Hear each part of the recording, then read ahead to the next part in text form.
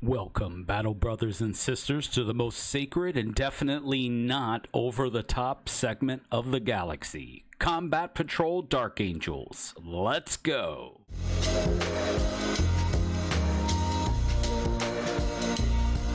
What's going on, guys? Welcome back to the Miniatures Tavern. My name is Watts, and today we're going to be taking a deep dive into the original Combat Patrol for Dark Angels. This video was requested, so I am making the old Combat Patrol video, and I plan to make a 2024 Combat Patrol version of the Dark Angels video in the future. But for now, let's jump into this Combat Patrol. So the name of the Dark Angels Combat Patrol, the OG box, is called Mordecai's Judgment. This Combat Patrol comes with one Chaplain Mordecai, comes with a 5-man Intercessor squad, comes with a 3-man Inceptor squad, and it comes with one Redemptor Dreadnought. There's a total of 10 models, and the points value for this Combat Patrol box is 480 points. Now, this box is very hard to find. It is no longer available at the Games Workshop website. It is not available at the time of recording this video on Amazon, but it is available on eBay from $180 to $220. So let's go ahead and take a look how we're going to equip our models for this particular Combat Patrol loadout. Chaplain Mordecai is going to be equipped with an Absolver bolt pistol and a Corzius Arcanum. Your 5-man Intercessor squad, your Sergeant, is going to be equipped with a bolt pistol and a power weapon. The other 4 Intercessors are going to be equipped with bolt pistol, bolt rifle, and close combat weapon. Your 3 Inceptors, every model is equipped with assault bolters and a close combat weapon. Note that you cannot take the plasma option for your Inceptors in this Combat Patrol box. It's kind of a downer, but that it is what it is. And then finally, your Redemptor Dreadnought is going to be equipped with an Icarus rocket pod, a Macroplasma incinerator, an Onslaught Gatling cannon, twin Fragstorm grenade launcher, and a Redemptor fist. Next up, we're going to go ahead and take a look at the Army rule for this box. And like every good Space Marine faction, your Army rule is Oath of Moment, which means at the start of your command phase, you're going to select one unit from your opponent's army, and until the start of your next command phase, that enemy unit is your Oath of Moment target. Each time a model with this ability makes an attack that targets your Oath of Moment target, you can re-roll the hit roll. So your army gets re-roll hits. Excellent. Moving on to the enhancements that you're going to be able to put on Mordecai, you're going to be able to choose one of 2. Your default enhancement is called Stoic Exemplar, and what that's going to do is each time a melee attack targets the bearer's unit, if one or more enemy units ended a charge move within engagement range of the bearer's unit this turn, you're going to subtract 1 from the wound roll. So it's pretty nice, gives you a little bit of durability. If you get charged, you're going to subtract 1 from the wound roll. I believe that Mordecai can only go with the Intercessors in this Combat Patrol box, which is better than the new one. The new one, you can attach your leader to anyone. So your Intercessor squad is going to get subtract 1 from the wound roll when charged. Or you can do the optional enhancement, which is Zealous Wrath, and that's going to allow you to re-roll advance and charge rolls made for the bearer's unit. So pretty good. You got one that is defensive. It's going to make you a little more durable. And then you got one that is going to allow you to move a little bit better. It's going to allow you to advance, and it's going to allow you to charge. I don't know how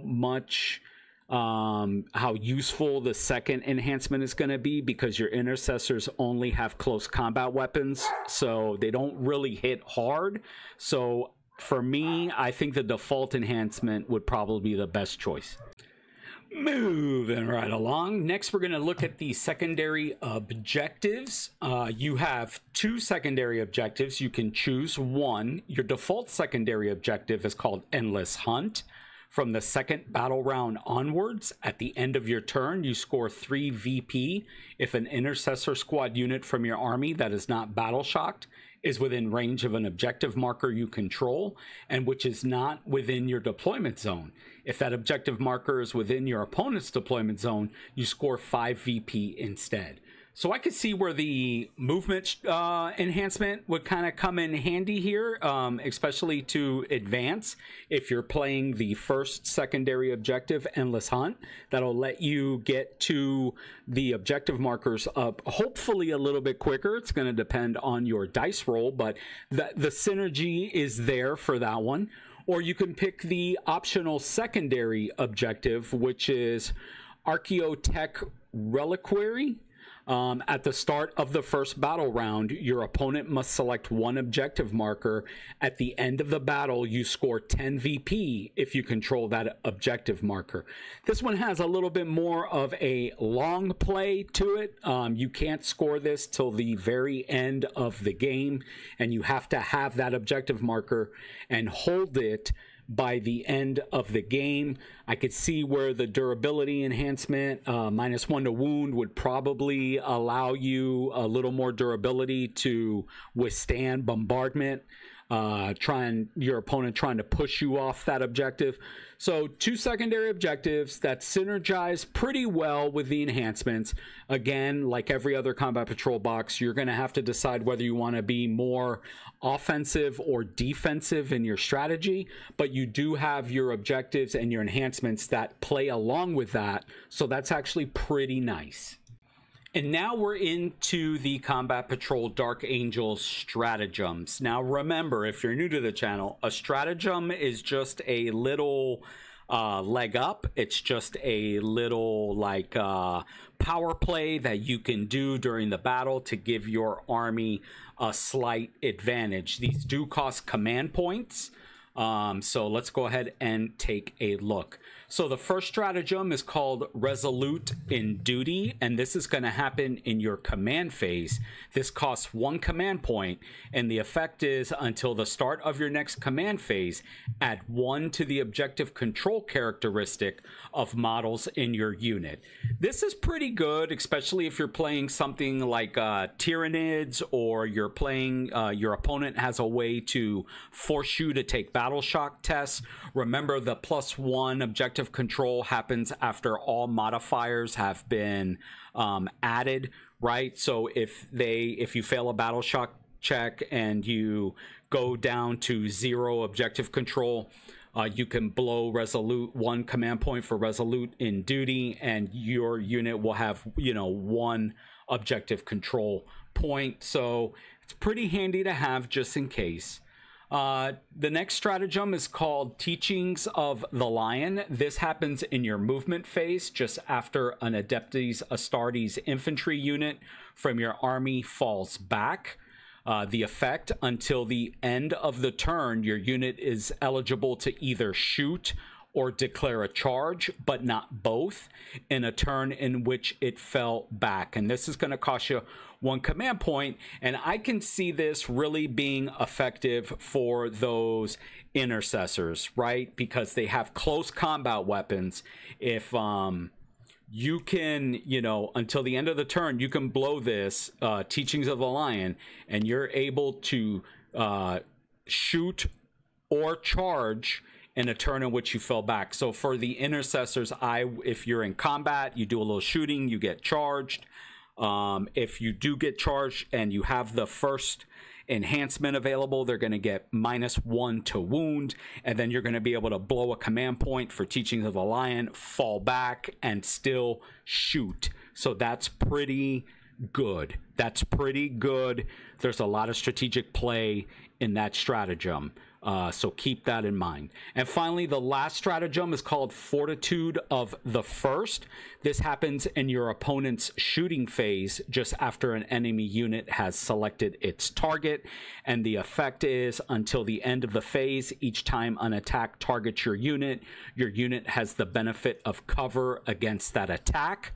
This is also 1 command point. So again, if you have the -1 to move, if you have the -1 to wound enhancement, enhancement and you pop 1 CP, not only is your opponent going to have -1 to wound, but you're going to have the benefit of cover against that attack in the shooting phase, which is actually going to give you a +1 to your save. So there's some good stratagems, there's some good objectives, and there's good enhancements in this combat patrol box. I really like the way that they all kind of meld and play together. You see that a little bit in other combat patrol boxes, but it is very prominent in this combat patrol box. So that is pretty awesome, and I would definitely say so far that is probably one of the biggest strengths that this box has going, is that your enhancement, your objectives, your secondary objectives, and your stratagems, you have a way to weave those all together where you're getting maximum benefit for the way you decide to play. Very powerful. Super, super powerful. All right, and now it's time to jump into the meat and patates. Let's look at the units. First up, you got Chaplain Mordecai. Now here we have Chaplain Mordecai, the galaxy's most intense motivational speaker. His battle cry is something like, "Win this fight or no one gets pizza tonight." Mordecai moves 6 inches. His toughness is 4. He saves on 3s. He has a 4-up invul. He has 4 wounds, his leadership is 5, and he has 1 OC point. He is equipped with the Absolver bolt pistol, which has the pistol tag, which means you're going to be able to shoot if you are in combat. The range is 18 inches. He gets 1 attack. He's hitting on 3s, strength 5, AP -1, damage 2. His melee weapon is the Corsius Arcanum. He gets 5 attacks, hitting on 2s, strength 6, AP -1, damage 2. And as a leader, like I mentioned earlier, he can be attached to the Intercessor Squad. So as far as your Intercessor Squad goes, this is your most powerful melee model in that unit if you attach him. Okay, he's a leader, he gets Oath of the Moment, and his ability is Litany of Hate. While this model is leading a unit, each time a model in that unit makes a melee attack, add 1 to the wound roll. Awesome. So you're going to debuff your opponent by getting -1 to wound with that 1 stratagem, and then you're going to add 1 to your wound roll, which is pretty awesome. And there you go. That is Mordecai. Next up, we have the Inceptors. The Inceptors, these are the flying death machines. They drop in from the sky faster than my mom drops hints about grandkids at family dinners. She drops a lot of hints. They move 10 inches. Their toughness is 6. Their save is 3. They have 3 wounds each. Their leadership is 6. And their objective control is 1. They are equipped with assault bolters. Remember, you cannot take the plasma option. There is no profile for the plasma weapons. Assault bolters, they have assault, which means you can advance and shoot. They have the pistol keyword. You could shoot them in combat.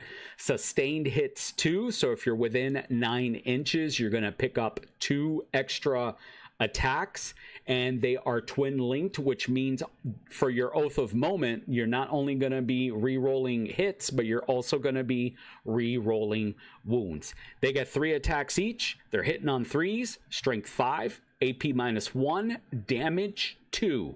Pretty decent. Their melee weapons, however, are lackluster. They have close combat weapons, or as I like to call it, fisticuffs. They get 3 attacks, hitting on 3s, strength 4, AP 0, damage 1. These guys are great to keep in deep strike, and they can drop in behind enemy lines there. Remember, you do have a secondary objective where you can score, I believe it's 10 points. If you secure an objective marker that is in your opponent's deployment zone. But these guys are also great at laying down cover fire. So don't ever forget that. Really good unit. Good unit. I will say, if you're looking to build a larger Dark Angels force, looking at the 1,000 to 2,000 point range for 40 full games of 40K. These guys can deep strike within 3 inches of enemy models. So just keep that. That is in the full game, but just keep that in mind if you're looking to expand your Dark Angels force in the future. Now we have the Intercessor Squad, and these guys are like the Space Marine equivalent of your trusty Swiss Army knife. Versatile, reliable, and perfect for when you need to open a can of whoop ass. Let's look at them.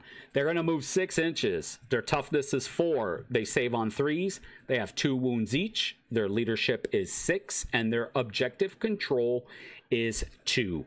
They are armed with bolt pistols, which have the pistol keyword, 12-inch range, 1 attack, hitting on 3s, strength 4, AP 0, damage 1. But they also have the bolt rifle. This is assault and heavy, which means you can advance and shoot. Their range is 24 inches. They get 2 attacks each. They're hitting on 3s, but they're hitting on 2s if they don't move. Their strength is 4, their AP is -1, and their damage is 1. Their melee weapons, they have fisticuffs, close combat weapon. They're going to get 3 attacks, hitting on 3s, strength 4, AP 0, damage 1. And your sergeant is going to have that power weapon. He's going to get 4 attacks, hitting on 3s, strength 5, AP -2, damage 1. So not that bad. Not that bad. They do a lot of work. I run intercessors in my Black Templars army, and they put in the work. Intercessors are hefty, chunky, little workhorses. And finally, guys, we have the Redemptor Dreadnought.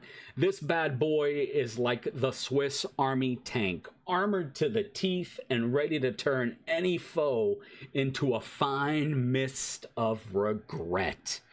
He moves 8 inches, toughness 10, saving on 2s, 12 wounds, 6 up leadership, 4 objective control. Let's look at his weapon profiles. His Icarus rocket pod is anti-fly 2, which means you're going to wound on 2s. Range is 24 inches, gets D3 attacks, hitting on 3s, strength 8, AP -1, damage 2. Your Macro Plasma Incinerator, the standard attack, blast, which means for every 5 models that you're shooting into, you're going to pick up an extra attack. He's got a 36-inch range, D6 +1 attacks, hitting on 3s, strength 8, AP -3, damage 2. And then if you decide to supercharge that, you're looking at D6 +1 plus another one for every 5 models because it has blast, hitting on 3s, strength 9, AP -4, damage 3. But remember, if you supercharge, you do have to roll a hazardous test, and if you roll a 1, your little dreadnought goes bye-bye. The Onslaught Gatling Cannon has devastating wounds, which is really nice. Range is 24 inches, 8 attacks, hitting on 3s, strength 5, AP 0, damage 1, devastating wounds, so they just have to eat those wounds. And then finally, the Twin Fragstorm Grenade Launcher is blast, which means for every 5 models, you're going to pick up another attack. It's also twin linked, which means if you're shooting your Oath of Moment target, you're going to reroll hits, you're going to reroll wounds. The range is 18 inches, D6 attacks, hitting on 3s, strength 4, AP 0, damage 1, and finally we have the melee weapon, which is the Redemptor Fist. It's 5 attacks, hitting on 3s, strength 12, AP -2, damage 3. And this model does have a bracket when he has 1 to 4 wounds remaining. Each time the model makes an attack, you're going to subtract 1 from the hit roll. This guy is your high damage output, but I have to be honest with you, he's also going to be your opponent's #1 target and #1 priority. So just keep that in mind. You might want to use your intercessors or your inceptors to kind of screen him and provide a move block and some cover for him. You can tuck him behind a building, just kind of peeking out so that he gets benefit of cover. His weapons are very long range. He can camp on your home objective and clear firing lanes for you. Just be careful. There's a huge target on his back, and your opponent is definitely going to be coming for him first. His core ability is Deadly Demise. That means that when he is destroyed, he does D3 mortal wounds to units within 6 inches of him. So you're going to roll a dice, and then you're going to half the value. Basically, if you roll a 1 or a 2, it's 1. If you roll a 3 or a 4, it's 2 damage. If you roll a 5 or a 6, it's 3 damage. That's kind of how that works. That's an easy way to remember. But if he blows up, if he dies, he has to roll for explosion. And finally, guys, let's go ahead and take a look at the SWOT analysis for the Dark Angels Combat Patrol box. We're going to look at the strengths, the weaknesses, the opportunities, and the threats. Let's go ahead and talk about the strengths first. First strength is versatile units. This combat patrol includes a variety of units such as Chaplain Mordecai, the Intercessor Squad, the Inceptors, and the Redemptor Dreadnought. And this really offers a mix of close combat, ranged attacks, and heavy support. Next strength is strong leadership. Mordecai's presence on the battlefield boosts morale and combat efficiency. His abilities, like the Litany of Hate, enhance the effectiveness of melee attacks for the unit he leads. And effective abilities, the Oath of Moment ability allows re-rolling hit rolls against designated target, increasing accuracy and the damage potential against priority targets. And finally, powerful enhancements and stratagems. Enhancements like the Stoic Exemplar, Zealous Wrath, they're going to improve defensive and offensive mobility respectively, and stratagems such as Resolute in Duty, Teachings of the Lion, and Fortitude of the Fist are going to provide tactical advantages in various combat situations. And we talked about that. One of the biggest strengths of this box is all the synergy and the way that your enhancements, your objectives, and your stratagems all work together to create this really powerful unit. Weaknesses, you got limited model count. There's only 10 models, so it consists of relatively small number of models, making it potentially vulnerable to attrition and overwhelming numbers of enemy units. The units are specialized, which could be a weakness. Some of the units, like the Inceptors, are highly specialized and may struggle if used outside their optimal role. And finally, dependence on leadership. The effectiveness of certain abilities and strategies rely heavily on Chaplain Mordecai. They rely on him being on the battlefield and his leadership, which can be a vulnerability if he's targeted and eliminated early in the battle. So you definitely want to attach him, and you definitely want to protect him as much as possible. Opportunities, you've got tactical flexibility. The diverse unit composition allows for adaptable strategies from aggressive assaults to defensive holds, providing flexibility in responding to different enemy tactics. Really nice. Next opportunity is strategic objectives. Secondary objectives like Endless Hunt and Archaeotech Reliquy offer opportunities to score additional victory points by controlling specific battlefield objectives and encouraging strategic play and positioning. Again, really good synergy in this box. And finally, enhanced mobility. Units like the Inceptors with their jump packs, they offer rapid redeployment and the ability to strike key targets quickly, disrupting enemy plans and gaining tactical advantages. Threats to this combat patrol box: high value targets, Key units such as Chaplain Mordecai and the Redemptor Dreadnought are likely to be primary targets for enemy forces, requiring careful protection and positioning of those units. We've talked about that. Counter strategies is another threat. Opponents familiar with Dark Angel's tactics and abilities, they might develop counter strategies to neutralize their advantages, such as targeting leadership or exploiting the patrol's limited model count. And finally, environmental and scenario limitations. Certain battlefield environments and mission scenarios might limit the effectiveness of specific units or strategies, requiring adaptability and potential changes in tactical approach as you play the game, as the game unfolds. But all in all, guys, by leveraging their strengths and addressing their weaknesses, the Dark Angels Combat Patrol can effectively engage in a variety of combat scenarios, maximizing their tactical potential on the battlefield. Very good Combat Patrol box. Well, guys, thanks for watching. This is the end. What do you think about the OG Dark Angels Combat Patrol box? Do you have this box? Do you play this box? Let me know in the comments what works for you, what doesn't work for you. Let me know in the comments. Do you plan on seeking out this box at some time? Or these days you can just buy the separate boxes of models. It'll probably be cheaper because, I mean, the Combat Patrol is selling for a ridiculous amount of money. So these are just generic units. You can just buy them separate and build an OG Dark Angels Combat Patrol box. If you plan on doing that, let me know in the comments. Once again, guys, my name is Watts. Thanks for checking us out, and I will see you in the next video.